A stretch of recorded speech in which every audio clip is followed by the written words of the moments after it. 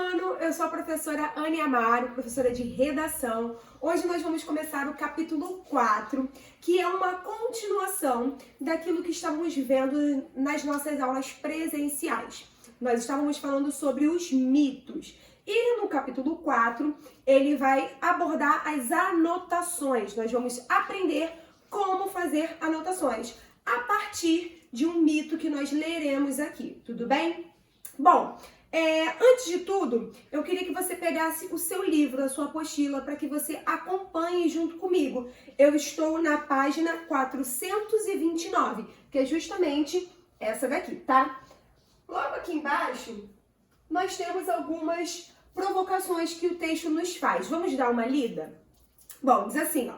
Os mitos têm servido de inspiração para artistas de diferentes épocas. Na pintura, na literatura, no cinema e nos games. É comum encontrar representações de heróis de diversas mitologias. Vamos parar aqui um minutinho? Nós vimos em sala que mitologia é um conjunto de mitos de determinado povo. Nós sabemos que um mito é um texto que tenta explicar algum acontecimento da vida real, algum fenômeno da natureza, de maneira simbólica.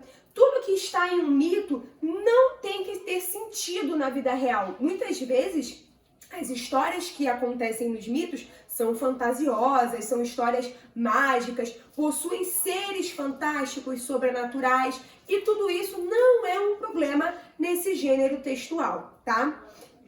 Vamos continuar a leitura. Alguns preservam suas características originais, outros ganham novos poderes, novos princípios, novos desafios, mas todos carregam em si o poder de nos transportar para um mundo misterioso e desconhecido. Quando revisitamos um mito, voltamos sempre com a pergunta, e se? Então vamos ver aqui, ó. Você conhece livros atuais, filmes ou games que envolvem mitologias? Bom, vamos relembrar. No capítulo 1, nós vimos um texto da mitologia chinesa, no 2, da mitologia grega e no 3, da mitologia africana. Então é importante a gente ter noção de que não existe só uma mitologia, mas sim várias, tá? E aqui no livro ele perguntou se nós conhecemos livros, filmes ou games que estejam se relacionando com mitos. E aqui então, vamos ver, ó, sobre livros, eu trouxe aqui uma coleção para vocês darem uma olhada, que é uma saga chamada Percy Jackson e os Olimpianos. São 5 livros, 5 obras que abordam a mitologia grega, os personagens, os monstros, os seres sobrenaturais. Todas as aventuras vividas nesses livros são de personagens da mitologia grega. É uma saga emocionante, que prende a nossa atenção, que a gente aprende muito sobre a mitologia grega, porque os personagens presentes aqui fazem parte realmente da mitologia, além de ter uma adaptação, é uma linguagem mais atual. O personagem principal, que é o Percy Jackson, ele é um adolescente, então é uma obra fantástica que eu super indico. Já quanto aos filmes, eu também tenho dicas para vocês. De mitologia grega, nós temos o filme Percy Jackson e o Ladrão de Raios, que é justamente uma adaptação do primeiro livro. E nós também temos esse aqui da imagem, que é Percy Jackson e o Mar de Monstros, é uma adaptação do segundo livro. Filme também que se relaciona a outra mitologia, a mitologia nórdica, é o filme do Thor. Também temos aquele desenho da Valente. A Valente todo o filme faz referência à mitologia nórdica. Em relação à mitologia egípcia, nós temos o filme Deuses do Egito. E todos eles são muito legais porque aumentam a nossa bagagem cultural, a gente aprende e se diverte de uma maneira muito legal. E por último, ele também fala de games, e tem um game que faz referência à mitologia, que é o God of War, um game que vocês gostam bastante e aborda mitologia também, tá? Agora nós vamos para o nosso texto, que está na página 428. Eu preciso que você me acompanhe. Bom, o nosso texto se chama Os Heróis e a Mitologia. Não sei se vocês lembram, mas nós falamos em sala que herói é um ser que não é nem mortal, nem Deus. O herói é um semideus, é o filho de um deus com uma mortal, ou com uma deusa com um mortal. Obviamente isso não acontece na vida real, mas nos mitos é muito comum. O herói é aquele que é bravo, valente, honrado, é alguém que busca fazer o bem a todos, que ele sempre derrota o mal, ele é poderoso, ele é forte, ele é guerreiro, tá? Então vamos ver aqui. Os gregos chamam-no de Hermes, os romanos de Mercúrio. Nós o chamamos de Flash. Os gregos chamam-no de Poseidon, os romanos de Netuno. Nós o chamamos de Aquaman. A conexão entre os super-heróis e a mitologia é fascinante. Muitos veem os super-heróis como protagonistas da mitologia moderna. Mas o que isso significa exatamente? Um mito é uma maneira de se comunicar desenvolvida por diversas culturas por meio de histórias, poemas ou até mesmo música. Geralmente essas histórias contam fatos sobre a vida dos indivíduos e ensinam onde estão localizados em meio ao universo. Como nós sempre falamos, que o mito tenta explicar o surgimento das coisas, tenta explicar fenômenos da natureza de uma maneira simbólica, visto que eles foram criados em uma época em que a ciência não era tão desenvolvida, não tinha tecnologia como tem hoje, então as pessoas inventavam histórias para tentar justificar os acontecimentos da natureza, tá? Apesar das antigas narrativas de super-heróis se inspirarem na mitologia grega e romana, é preciso ter ciência de que tais mitologias são apenas uma fração dos mitos culturais que dominam o mundo. O que isso aqui quer dizer? Que a cultura grega, que a mitologia grega e a romana não são as únicas, elas são uma parte de todas as mitologias que existem, tudo bem? As histórias provenientes dessas mitologias globais são ricas e bem variadas. Muitos discutem a origem do universo, enquanto outros pregam suas teorias sobre a origem da própria natureza humana por meio de lições de moral. Estudiosos discutem o que realmente os mitos estão tentando fazer, sendo que alguns os veem como tentativas falhas de fazer ciência, como astronomia e sociologia, por exemplo, e outros dizem que os mitos nunca tiveram a intenção de serem contos verídicos, literalmente, mas metaforicamente verdadeiros. Debates desse tipo possivelmente nunca chegarão a uma só conclusão. Bom, o que esse parágrafo aqui está querendo dizer? Que alguns estudiosos enxergavam os mitos como uma tentativa falha, ou seja, é uma tentativa que falhou, que deu errado, de fazer ciência. Enquanto outros falam, não, o mito não foi para fazer ciência, não foi para explicar de verdade como as coisas aconteceram. O mito é simbólico, o mito é só uma história fantasiosa. Então existem dois lados. Alguns acham que não, que os mitos tentavam explicar sim, mas falharam, porque não são histórias reais. Enquanto outros acreditam que os mitos eram apenas simbólicos, tá? Em relação ao paradoxo citado anteriormente, por que você acha que precisamos da história de um adolescente com poder de escalar paredes como uma aranha, remetendo aos conflitos resultantes de ganho de poder e responsabilidade? Por que precisamos de histórias de um cara que se veste de morcego para lutar contra o crime, com o objetivo de nos fazer refletir sobre o que a justiça pega e sobre a relação entre o governo e um cidadão individual, nesse objetivo de pregar tal justiça? E isso não é só com os jovens. Adultos também precisam lidar com problemas emocionais. Por exemplo, o super-homem é um mito sobre as experiências de um imigrante. O Batman surgiu como um meio de dissipar a insatisfação com o crime e a cumplicidade governamental. A Era de Prata dos quadrinhos foca na atenção que os Estados Unidos supostamente deveriam começar a dar para o poder adquirido pós-ataque da bomba atômica de Hiroshima.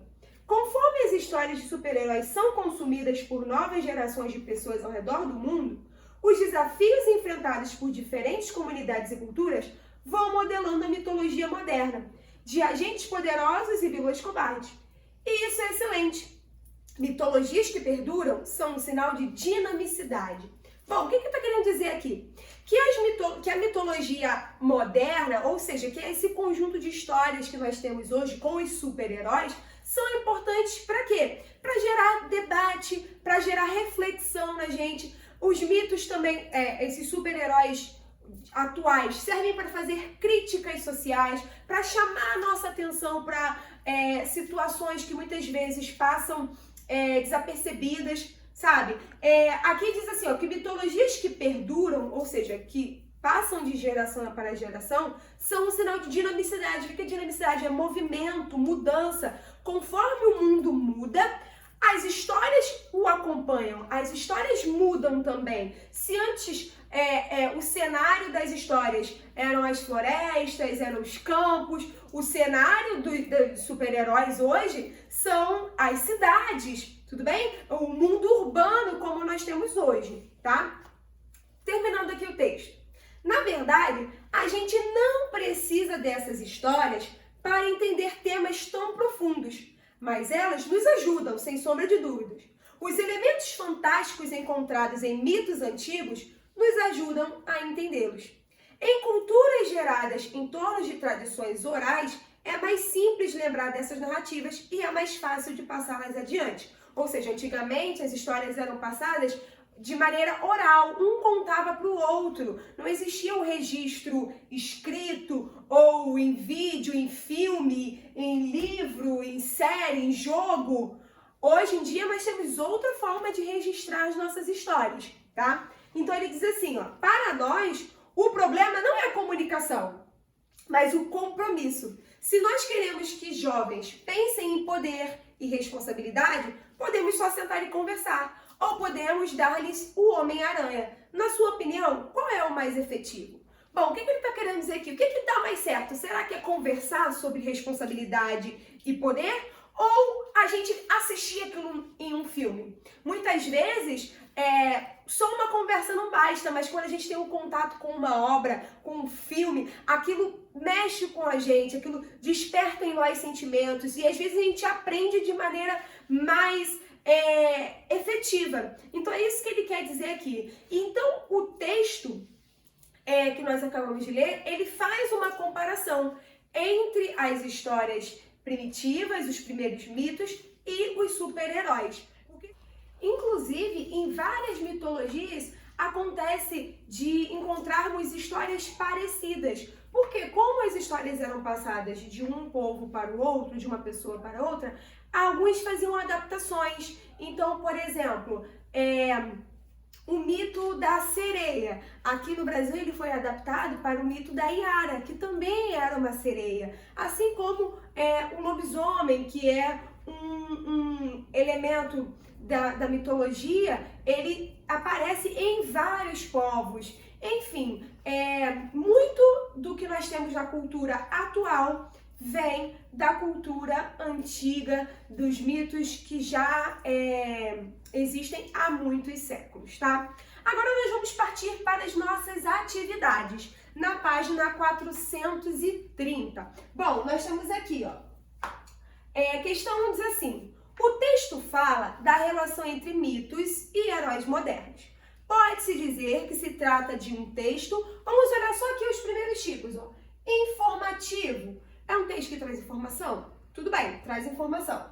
Narrativo, não, esse texto que nós lemos não conta nenhuma história, tudo bem? Prescritivo, um texto prescritivo é como se fosse uma bula, uma receita, é um texto que dá um passo a passo. Esse texto que nós lemos não ensina a gente a fazer nada, então não pode ser nem a B nem a C. Documental, cujo objetivo é listar e registrar, também não. Um texto argumentativo, cuja finalidade é apresentar argumentos que comprovem a semelhança entre heróis modernos e mitos antigos. Isso acontece? Sim, o texto o tempo todo nos prova que os heróis modernos estão diretamente relacionados aos mitos antigos, tá? Inclusive aos deuses que aparecem nessas histórias. Então, a resposta certa do número 1 é a letra E.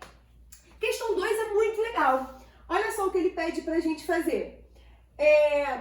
Para tratar da conexão entre os mitos antigos e os heróis modernos, o autor apresenta um paralelo entre os nomes de dois heróis em diferentes culturas. Quais são eles? Vamos observar aqui, ó, as imagens. Nós temos que resgatar lá no texto o nome grego desse personagem, o nome romano e o correspondente atual, ou seja, qual é o personagem atual que tem as mesmas características. Se a gente observar aqui a imagem dele, ó, ele tem asas nas pernas e também no capacete. E asa dá a ideia de quê? De movimento, de velocidade. Então, lá no texto, qual é o personagem grego que tem a ver com velocidade, com caminhar? É o Hermes, que é o deus mensageiro, é aquele que vai de um lugar para o outro. O correspondente romano é o Mercúrio. E o atual, quem é que tem velocidade? Qual o personagem atual que vai de um lugar para o outro rapidamente? É o Flash, ok? Isso estava lá no texto. Agora vamos observar esse aqui, ó. Ele tem um tridente, que é algo bem marcante desse personagem. E aqui também, ó, ele tem umas espécies de barbatanas, remete a peixes, então tem a ver com o mar, certo? O nome grego dele é Poseidon, deus dos mares. O nome romano, Netuno. E o correspondente atual é o Aquaman. Tudo bem? Tá vendo como os personagens se parecem bastante? Eles têm características em comum. E isso não é um problema, tá? Acontece muito de uma cultura para outra, um aprender com o outro, beber daquela fonte para produzir o seu mito, tá? Não é um problema. Letra B. Essa foi a letra A. Na letra B, ele te pergunta o seguinte, ó. Os nomes foram apresentados sempre na mesma ordem ou o autor trocou a sequência da apresentação? Explique. Vamos voltar lá no texto, ó. Ele sempre apresenta primeiro o nome grego, depois o nome romano, depois o nome atual. Então, ele manteve a mesma ordem? Sim. O autor manteve o paralelismo. Sabe o que é isso? Você vai anotar aí, ó. O autor manteve o paralelismo, vírgula, a sequência lógica, vírgula. Primeiro, nome grego, segundo, nome romano, terceiro, nome atual. Acabou aí a resposta. Agora eu vou te explicar que o paralelismo é uma sequência lógica, uma sequência que faz sentido. O texto fica muito mais organizado, ele fica um texto bem feito quando você mantém o sentido, a lógica. Se ele apresentou primeiro o nome grego, romano e o atual, quando ele for falar de outro personagem, ficou muito bom ele falar de novo, grego, romano e atual, para que o nosso pensamento fique organizado. Imagina se ele tivesse trocado tudo, quando falou do Hermes, e aí depois ele troca tudo para falar do Poseidon. O texto ficaria confuso. Então, manter o paralelismo é manter uma sequência lógica no texto, tudo bem? Questão 3 diz o seguinte: um paradoxo é uma ideia aparentemente contraditória que ganha sentido dentro de determinado contexto. Para o autor, o mito é um paradoxo. Transcreva a pergunta feita pelo autor ao apresentar o paradoxo. Vamos voltar lá no texto, é a parte que a gente sublinhou, ó. É um paradoxo. A sua resposta começa aqui, ó. Por que precisamos de contos fantasiosos para relatar fatos tão simples do nosso cotidiano? Essa é a resposta da letra A. Olha o que ele te pergunta na letra B. Discuta com seus colegas. Que resposta você daria a essa questão? Que questão? Por que precisamos dos contos fantasiosos? O paradoxo, gente, é justamente essa oposição, ó. Contos fantasiosos e vida real. São ideias opostas. Algo que não existe com algo que é fato. E aí a gente vai debater agora. Essa é a letra B. Por que, então, que a gente usava, né, que os mais antigos, né, os povos antigos, usavam as histórias fantasiosas para explicar fatos da vida real? Não tem uma resposta certa para essa letra B, mas nós podemos pensar que talvez eles eram criados para desenvolver a imaginação, para fugir da realidade, justamente para ser uma história que nos dá alegria, ou que nos dá asas à imaginação, tá? Questão 4 diz assim: observe como o autor apresenta as informações no parágrafo a seguir, sempre estabelecendo um paralelo entre dois posicionamentos. Bom, essa questão é um pouquinho complexa. Você precisa prestar atenção que ele vai apresentar sempre dois lados, dois pontos de vista sobre o mito, tá? Olha o que ele diz. As histórias provenientes dessas mitologias globais são ricas e bem variadas. Muitos discutem a origem do universo, então ele está falando de um grupo, enquanto outros pregam suas teorias sobre a origem da própria natureza humana por meio de lições de moral. Estudiosos discutem o que realmente os mitos estão tentando fazer, sendo que alguns veem como tentativas falhas de fazer ciência, como astronomia e sociologia, por exemplo, e outros dizem que os mitos nunca tiveram a intenção de serem contos verídicos, literalmente, mas metaforicamente verdadeiros. Debates desse tipo possivelmente nunca chegarão a uma só conclusão. Complete a tabela anotando o que se diz sobre cada assunto. Então vamos observar a tabela que você tem aí no seu livro. O que cada grupo falam sobre os temas que tratam os mitos. Sobre o que os mitos falam? Um grupo acredita que, você vai anotar aqui, muitos discutem a origem do universo, certo?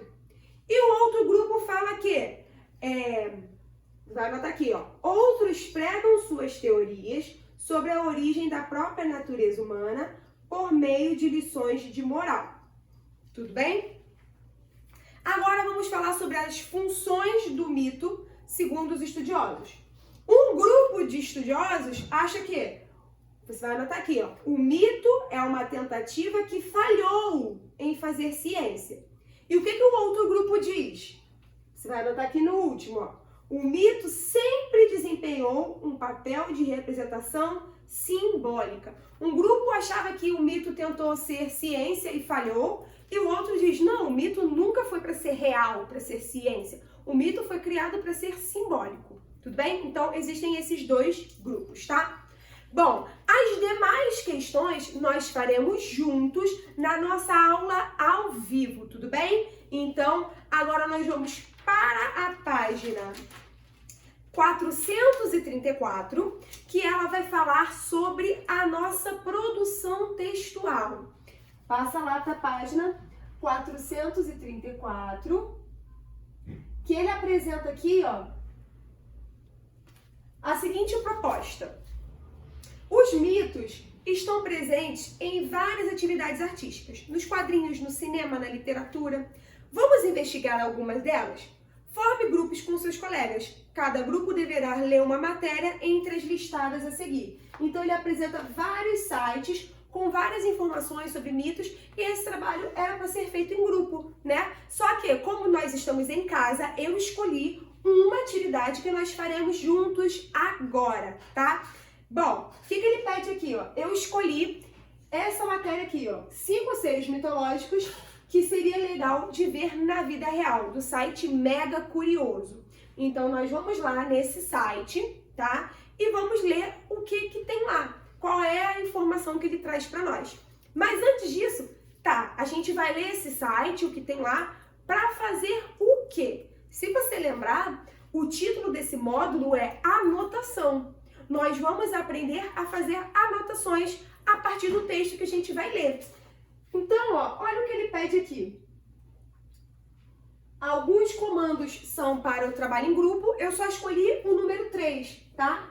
Então, nós vamos trabalhar só com esse número 3 aqui, Para fazer suas anotações, use palavras-chave, ou seja, são as palavras mais importantes, tá?